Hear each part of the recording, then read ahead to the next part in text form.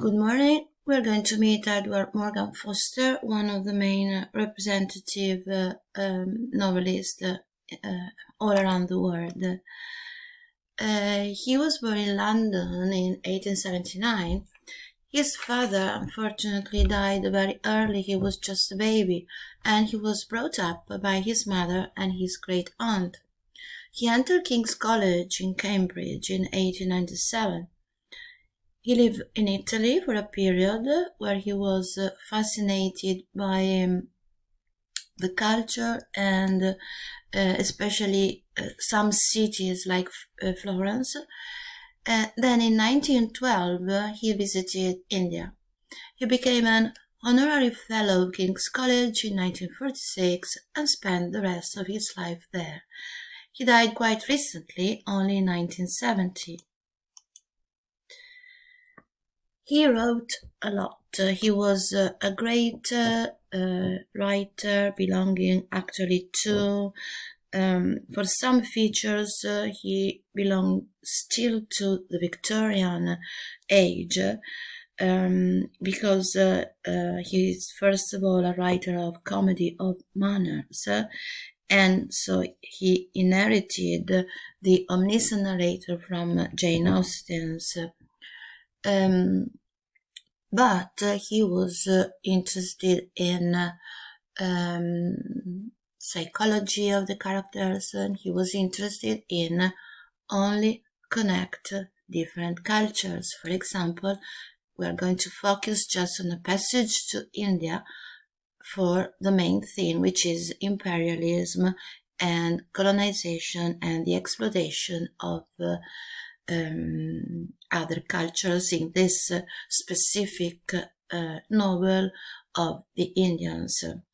He was also a theorist of the features of the novel, and he wrote all this in aspects of the novel. His last novel was Maurice, which was published posthumously because he was homosexual, and because of all the prejudices, he didn't want to have this well known by society. So he's got both traditional and modern elements. He's a writer of the comedy of manners who is interested in the society of his time, the plot arrangement, and the presence of an occasionally obtrusive omniscient narrator are drawn from tradition, as I told you, from Jane Austen. Optimism about the future is questioned through the technique of irony, and again, this is reminiscent of Jane Austen's novels and fashion. The emphasis is on personal relationship, on personal vision. We're going to see this in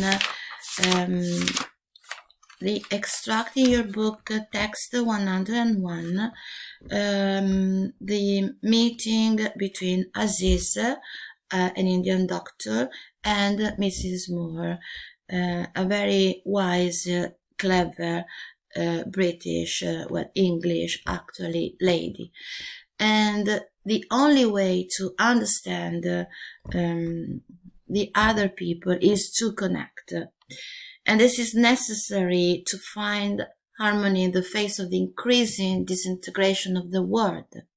So Foster's complexity derives from his talent for self-scrutiny, his attempt to reach a visionary understanding of life.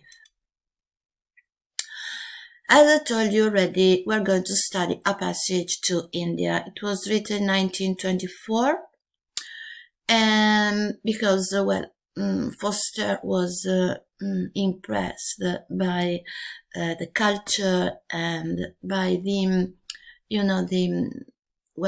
we can say the personality of the Indians.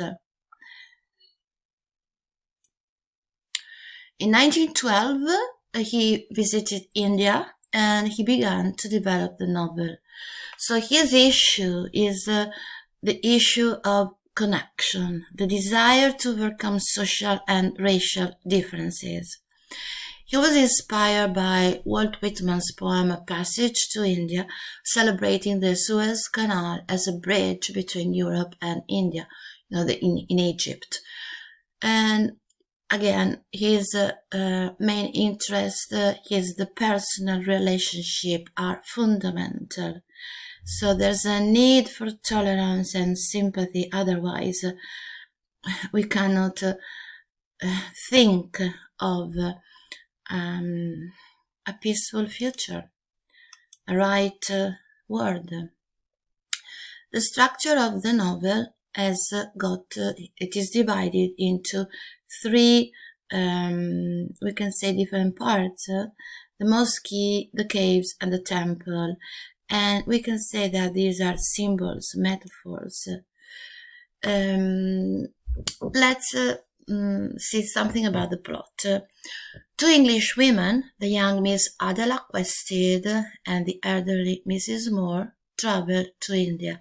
So also think about the surname Quested, because Adela wants to question her life. He was to find answers.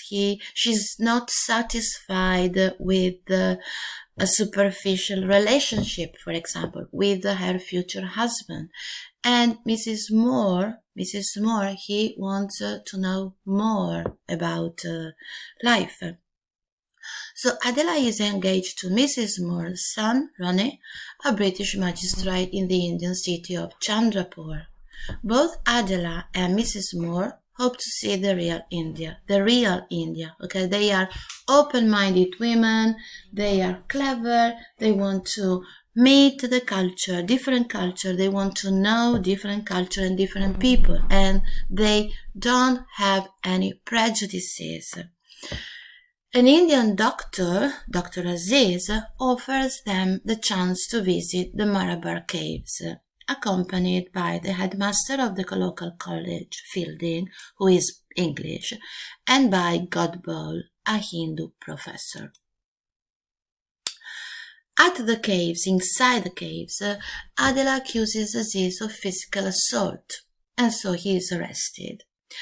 Mrs. Moore suffers a nervous breakdown. There is a trial, but Adela suddenly realizes that probably she has just been sick, and so she's not ready to blame Aziz, because actually Aziz is not guilty. The judge drops the charges. Aziz decides to move out of the Raj to a free Indian state. Fielding and Adela returns to England. And Fielding marries Stella, Mrs. Moore's daughter, while Adela doesn't marry Ronnie. She feels completely detached from life, from her society group, and from, of course, the Indian. So she's left without the book, leaves the reader without an answer.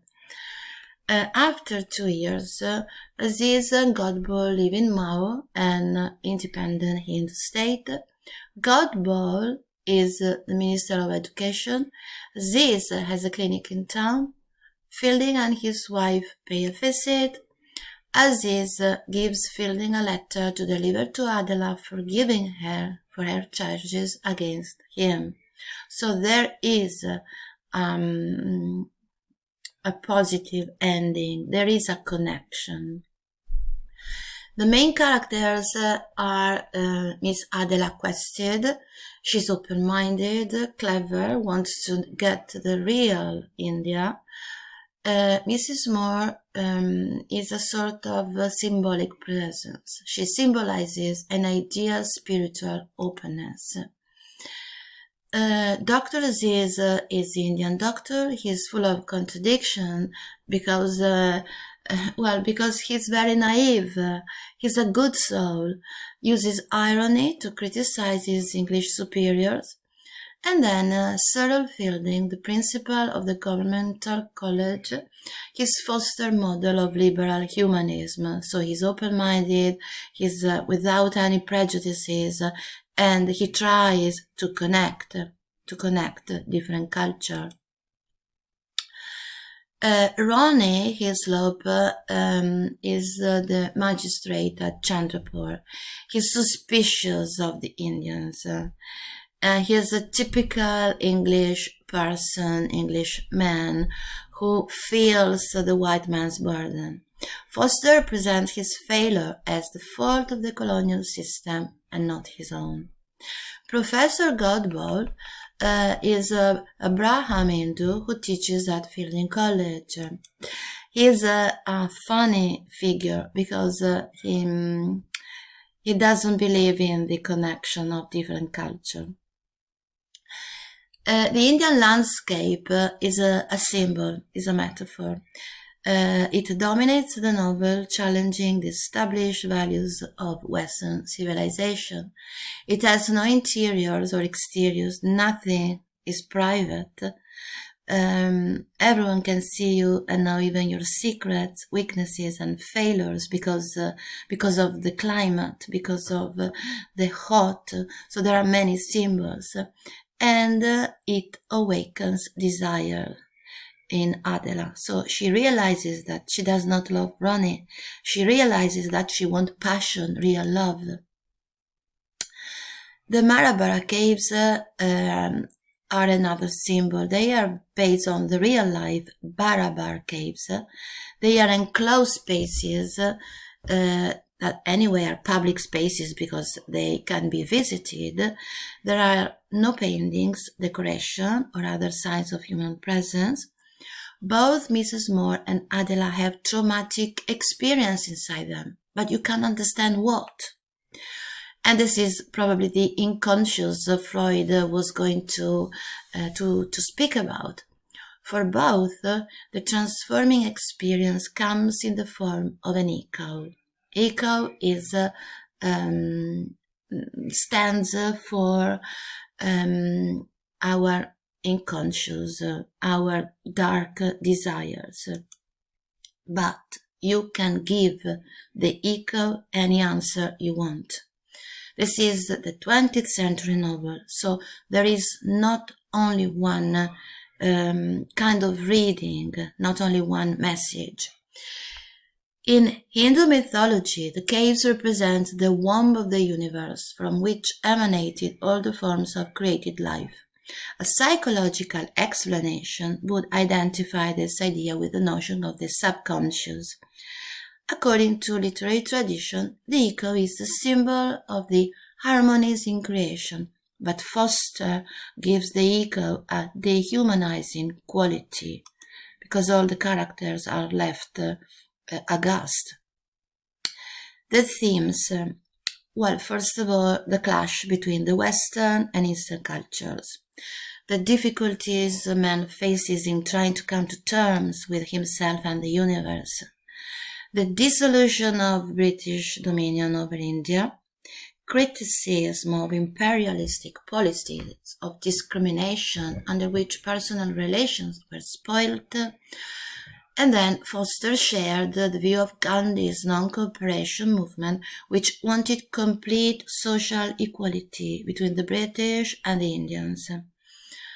And again, the development of an Indian national consciousness describing the character of Aziz. Aziz realizes that the English are not so powerful and not so intelligent to rule a huge country such as India.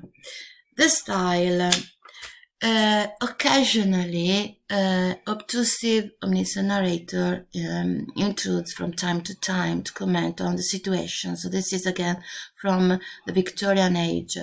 But you read different points of view. So the readers follow shifting points of view from character to character. Pervasive use of negative, and to say what something is not leaves open the question of what it might be. We stop here.